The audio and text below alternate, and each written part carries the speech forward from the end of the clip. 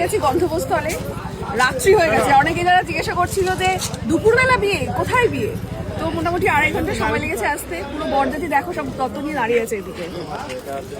তো কেক ধরো ধরো, তো হাত খালি কেন? ও আচ্ছা, আর কি আছে ওটা? নীল বর। কে ফাঁকা কে আছে? বাসি ধরো। এই গাড়িতে আর কি আছে? নামিয়ে এই গাড়িটা পার্ক করে ওরাও তারপরে দেখা যাক। আরে যত আগে তো দিস ইজ মাইন, এটা আমার।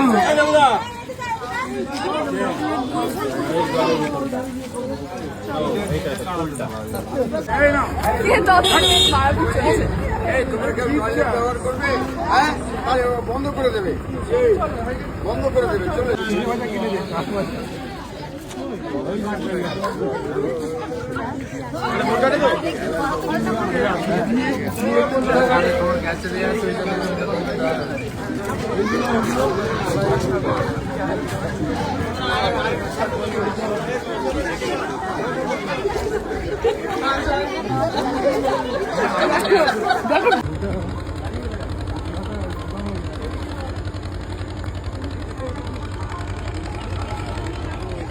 কেন পারবো না?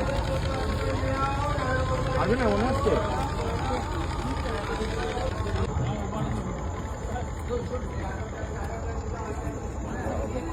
দেখছি তো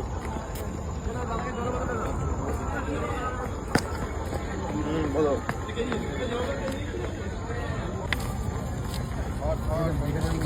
এইখানে সাবধানে, সাবধানে সবাই।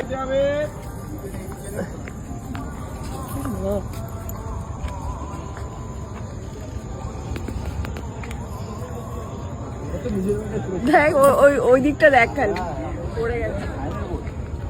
হ্যাঁ, মাথায় করে নিয়েছে ডক্টর।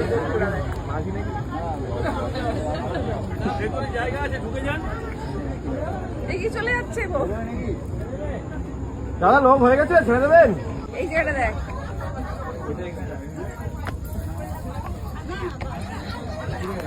ভিতরে দাঁড়াও দাদা, ভিতরে দাঁড়াও 2-5 মিনিটের জন্য।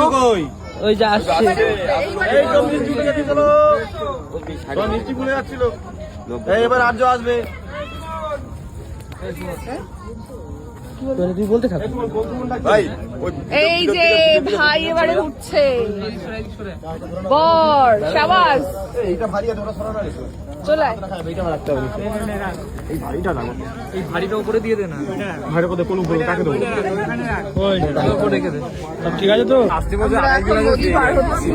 ভাই ওই যে বসে আছে। আরে এটা হচ্ছে আসতে বাজে।